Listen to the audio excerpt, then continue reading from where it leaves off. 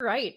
Next, we have Sean Walker, who is talking about his session is Trailblazor, good pun, building dynamic applications with Blazor. I am a total Blazor noob, so I'm very excited. How are you, Sean? How you doing? I'm doing well. How are you?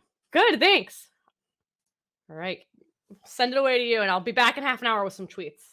All right. Thank you very much. I'm really excited to be able to speak at .NET Conf. I've been in the .NET ecosystem for a long time and done lots of presentations over that time, but I've never spoken at .NET Conf, so quite excited. And as Maddie mentioned, I'm talking about building dynamic applications with Blazor. So I'm Sean Walker. I guess my claim to fame is that I was the original creator of a very popular open source project called .NET Nuke. Also Microsoft MVP, ASP Insider. Most recently, I've been working on another open source project for Blazor called Octane. I'm going to be sharing that today. And I'm also the chair of the .NET Foundation Project Committee, where we evaluate any sort of .NET-based open source projects that want to become members of the foundation and help them with various services that the foundation can provide. So today we're going to talk about dynamic applications. This is kind of a loaded topic in the sense that a lot of people call them by different names. Some people call them plugin applications. Some people call them modular applications. But we can roll it up and call them dynamic applications, at least for the sake of this presentation.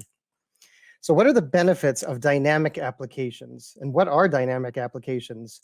They're applications that have sort of extensibility built in as a key feature. And to do this, they're built in a very loosely coupled manner so that they can be extended with new features. They allow for parallel development. So the application is broken down into smaller pieces that can be developed in parallel by different teams. They typically follow some sort of conventions, or at least the underlying framework will define some well-defined contracts which they can implement, and that usually leads to more consistent and predictable outcomes.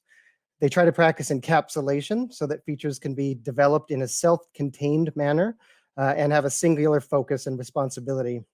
And as far as deployment goes, the idea is that if, based on the fact that the features can be developed independently from one another, they can also be deployed independently from one another using any of the modern deployment approaches like CI/CD. So a lot of great benefits with dynamic applications. Only problem is dynamic applications are very difficult to create.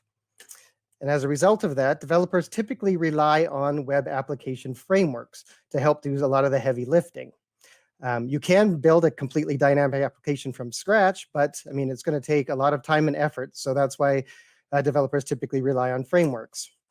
So one of the concepts which has become very popular in the industry in recent years is this concept of batteries included. So basically, a framework that provides you with all of the basic components that you need to immediately get up and running. And so when you think of ASP.NET, for instance, it has a lot of great capabilities out of the box. But some of the challenge with ASP.NET is it doesn't really put them together in a way so that you can easily get started. Of course, there's some very simple templates and things that you can use, but the idea behind the batteries included framework is it actually gives you a architecture to start with. And some guidelines that you can follow to actually get started very quickly when you're building applications. If we look at some of the popular batteries included type frameworks that exist on other platforms, for Java, of course, there's Spring. On Ruby, there's Rails. For Python, there's Django. PHP, there's Symfony. And of course, there's many, many others. These are just some of the most popular batteries included frameworks. And developers have used these frameworks for years to be very successful in building very powerful applications that are dynamic in nature. The question comes up, is a content management system also a dynamic application? In some senses, yes, it is. But I would argue that content management systems are really more focused on very specific use case, and that is managing content. So where a content management system would like to deliver features for things like workflow and content versioning and content localization and a lot of those kind of robust content-focused features, an actual modular or dynamic framework doesn't need to concern itself with those things. You could build a CMS, of course, on top of a dynamic framework, but a CMS isn't by itself a dynamic framework. So if we now look at .NET, I mean, both .NET Framework and .NET Core, it's important to note that frameworks are one of the primary drivers of platform adoption. This is true of any platform, of any language, any technology. So we look at .NET, there are a few sort of web frameworks that have become, or dynamic web frameworks that have been popular over time. I was involved with the original .NET Nuke project, which has since been rebranded as DNN. Umbraco is another popular web framework that developers use to build applications. And Orchard is another also very popular framework. All of these frameworks were originally developed on the .NET framework. And only Orchard so far has actually been migrated to .NET Core. And in fact, even Orchard hasn't been officially released in an official sort of 1.0 RTM type of a version, although it's well on its way, and I expect that would happen anytime. But I sort of see that there's a need for a framework that was built from the ground up based on .NET Core that you could build dynamic applications with. So when Blazor was announced in late 2017, early 18 from Microsoft, it was very exciting because Blazor is built around a very powerful component model. And it uses like the modern single page application model that allows you to build highly interactive web applications using .NET Core. This is exactly the type of technology which is perfect for building dynamic applications. So at that point, I got started building a new framework. And that framework I named Octane. And I'm positioning it as a modular application framework for Blazor. It is a member of the .NET Foundation already. It's an open source project. And it does allow you to build dynamic applications, which I'm going to demonstrate today. So what is Octane? It is a batteries included framework for .NET Core, and it uses Blazor. It allows you to rapidly create modern web applications using less code. It provides you with a robust set of building blocks and services that you can build on that are already available out of the box. It's open source under an MIT license, which is a very permissive open source license. And as I mentioned, it's a member of the .NET Foundation. The framework is designed to be very flexible in the sense that you can run it both on the Blazor server hosting model as well as the Blazor WebAssembly hosting model. And I like to refer to it as rocket fuel for Blazor. Some of the capabilities that Octane provides, which are, I guess, over and above what you would get with a Blazor implementation out of the box, are things like multi-tenancy, sort of a dynamic routing capability. And I'll explain all of these as I do my demo. But it has a portal UI framework, which allows you to administrate the application interactively through the browser. It has a very modular architecture, so it's very plug and play. It has a more robust permission model that you can implement in your dynamic extensions and create like very secure applications. You can change the look and feel through customizable themes. It has a very extensive administrative user interface for interacting with the backend kind of framework entities. And it has a full headless API and a repository behind it because it's built in a client server manner to be consistent with the single page application architecture. In fact, this is a sort of an overview of what the architecture looks like. So it is very broken down between the server considerations and the client considerations. On the server side, of course, you've got your REST API. You've got the ability to run scheduled jobs using the I-hosted service capability of .NET Core, the multi-tenancy capabilities as well. All of this built on .NET Core and, of course, EF Core as well. On the client side, we're using Blazor. And on top of Blazor, we have some API wrappers, which allow you to communicate with the backend very simply.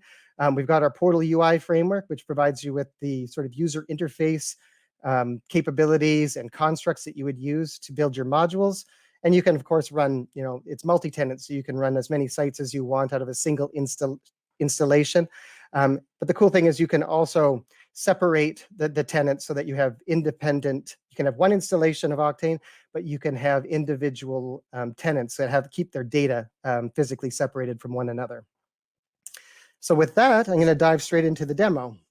So first off, I'm going to show you a standard Blazor application on .NET 5. This is, in fact, a Blazor WebAssembly application. And we can tell that by looking at the index.html page, and we can see it's loading the blazor.webassembly JavaScript file. We could take a look at one of the components, which is in the pages folder, and we can see that there's some content here that it's going to display, and there's an embedded component as well. But you can see that a lot of this content is all very hard-coded as part of the application. The route that's defined here, which is sort of the default route for the application, is also hard-coded within the component itself. So this is what I would classify as a static application. And by static, I mean, if you want to modify the behavior of this application, you actually have to change the source code, and you actually have to deploy a new version of the application in order for that functionality to be available to an end user. That is what a static application is. And I'm going to demonstrate and contrast to you what a dynamic application is. But first of all, I mean, let's take a look at this application. This is the default template that is provided with Blazor WebAssembly. So once you're running it, it creates a very simple site for you. It's got a home page with some basic content on it. It's got a counter page, which is a counter component. And if you click it, it increments the counter. It's got a fetch data page, which actually is loading some static information related to a weather forecast. But it's doing that over an HTTP service. So it demonstrates how you can do that. And that's sort of the extent of the default template for WebAssembly for Blazor in .NET 5. So what we're going to do is we're going to take this static application as it exists, and we're going to convert it to a dynamic application. And how are we going to do that? Well, we're going to use Octane for that. So I'm going to go into Octane now. And this is the latest source code from the Octane repository. If we actually go to the GitHub repository for Octane, we just released actually version 2 yesterday, which is based on .NET 5. And so the latest source code has been upgraded for .NET 5 already. So going back to Visual Studio, this is like the standard code that I've downloaded from GitHub. If I open the server project and I open the app settings.json file, we can see here that by default, it's configured to run on Blazor server. But as I mentioned before, it also can run on Blazor WebAssembly. I'm going to go ahead and I'm going to run the application. So it's going to do a build, and then it's going to fire up the browser. Because I don't have a connection string specified in my app settings.json file, it knows that I need to install the application. By default, it's going to use a local DB instance. And I'm going to set up my default account for interacting with the application. I'm going to set up just a bogus email address for now. I say install now. And what it's doing behind the scenes is it's actually installing all of the database entities which are required for Octane to run. And so by default, once the application comes up, you'll see that there's a basic look and feel of the application. There's some basic content that's displayed. There's a couple of pages displayed. I can go ahead and I can log in using that default account, which was created during installation. This is just using simple cookie-based authentication. So now that I'm logged in, I can see that there's actually a private page as well, which I have access to. So there's 3 pages here. There's a home page, there's a private page, and there's a my page. And behind the scenes, there's a whole rich set of functionality. For example, if I go into the control panel and I go into my admin dashboard, there's a lot of functionality in the admin portion of the application, which is available to you to use out of the box. So what I'm going to do is I'm going to go to my home page, and I'm going to get rid of all the content that exists on this home page. So I'm going to delete all of this content that's here right now.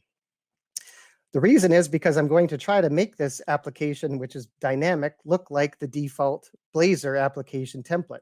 So I'm getting rid of all the content from this page. The home page is named home even in the Blazor template. So now I'll go to the private page. I'm going to get rid of the content that's on this page as well. So this is all very simple just by getting rid of content. But I'm also going to go in and I'm going to add the page settings. So on the Blazor template, this page is called the counter page. And it has an icon, which I can set. And it's the icon is called it's just plus. And then I can go into the permissions and I can say that all users can view this page, and I can save it. So now the page is called counter and it has the icon displayed. I'm going to go to the my page. I'm going to do the same thing. I'm going to remove the module from the page. Going to the settings. This page is called fetch data in the Blazor template. It has an icon, which is called list-rich. I don't want this page to be personalizable. That's a feature that's very specific to Octane, so I don't want it to be personalizable. Go into the permissions, it's already set up properly. And so that's all good to go. So now I've removed all the content. So now I have no content. So let's move forward from here and actually add some content. But first, I want to go into my admin dashboard and I'm going to go into my site settings. And I've got a lot of different site settings that I can manage here. By default, it uses what we call an Octane theme. I'm going to change this to the Blazor theme. So the Blazor theme, and I want to use the default Blazor container as well. And I'm going to save this, and we're going to see dynamically, bang, we have a whole new look and feel for the site, which looks a lot like the Blazor template. So I'm going to go back to my home page. And so now I want to start adding content back. So what I'm going to do here is I'm going to go into my control panel, into my module area, and I'm going to say, hey, I want to add an HTML text module to my page. And I'm going to call this, it's hello, comma, world, something like this. I'm going to add it to the main pane. All right, so that was added. And now I'm going to go into edit mode here, and I'm going to say I want to edit that content. And I have a rich text editor that I can use. I have actually some content here, which I can use. So I go into my raw HTML, and I can paste that, and I can save it, and bam. All right, so this looks a lot like the home page now of the static Blazor WebAssembly app. So now on my counter page and my fetch data page, these are very sort of interactive pages of my site. This isn't static content, right? Because if you remember the counter page, if you clicked a button, it would increment. The fetch data page, it would show some weather forecasts. So I'm going to close this for a moment. And I'm going to go back into Visual Studio, but a different Visual Studio project. So I'm going to go into a counter project that I've created. So this project is created independently from Octane. It's a completely separate, physically separated project outside of the Octane solution. But it, of course, references the Octane solution through dependencies. It's got a single index.razor file, which we're looking at here. And that index.razor is basically a razor component, and it allows you to increment a counter. It also has a package project, which is part of this solution. The purpose of this package project is that if I'm in debug mode, then it's going to execute a debug command, which is going to copy my assets, my DLL that's compiled, and it's going to copy it to my bin folder of my Octane instance automatically for me. I've also got a release command file as well. So if I compile this in release mode, it will actually create a NuGet package and copy it to Octane. But for now, I'm just going to compile this in debug mode. So if I compile it, rebuild this solution, we can see it building here. So it builds a couple of assemblies, and you can see it copied the DLL and the PDB file over to the Octane instance. Now I'm going to show you another project. This is the weather project. So the weather project is a little bit more elaborate. It's got a client project. It's also got a server project, and it's got a shared project as well. The client project basically is going to display a component which displays the weather forecast. How is it going to get the weather forecast? Well, it's going to call the server, and it's going to make an HTTP call, and it's going to try to get this weather.json file, which is stored on the server. So if we look in the server project, we can see the weather.json file is located in a special directory, which is based on the module name, so that we can keep modules separated from one another, but it's got the data. And then in the shared project, we've actually got our model, which is shared between the client and the server. And we've got our package project as well. So if I build this project now, it'll build, and because I built it in debug mode, it's going to copy the DLLs over to the Octane instance. So now, if I go back to my Octane instance and I fire it up, it's going to automatically recognize that there's a couple of new modules which were created for Octane, and it's going to load them. So if I go to my counter page, well, I want to add an instance of a counter module to this page. So I go into my module management, and I choose the counter. And I think that the counter on the other site has a title of probably counter. And we're going to add that to the page. All right, so it added it dynamically to my page. I can click it. It's working just fine. So my component is rendered dynamically and it's displaying it. So now if I go to my fetch data page, I can do the same thing. So I can choose the weather module. I'm going to name it weather forecast. And I can add an instance of the module to the page. And it got the information from the server and it displayed it on the page in exactly the same way that the static Blazor template did. So now I basically have duplicated the functionality of the basic Blazor template for WebAssembly, but I've done it in a totally dynamic way. Now, like these examples that I've shown you so far are pretty basic, right? They don't actually, like the components that were part of these counter and fetch data modules, they're really basic. They're not really what I would call real world examples. So let's create a real world example, an example that actually fetches some real data and allows you to interact with that data. So in order to do that in Octane, we've made that pretty easy for developers to get started. So I'm going to add a new page to my site. I'm going to call this page a conference page. And I'm going to add an icon to it just to make it look pretty. So I'll add a globe. Permissions, I'm going to let everyone see this, I guess. All right, so I've got a conference page now. It's created dynamically. This is another, of course, benefit of dynamic applications is that you can create things on the fly without having to deploy a whole new version of the application.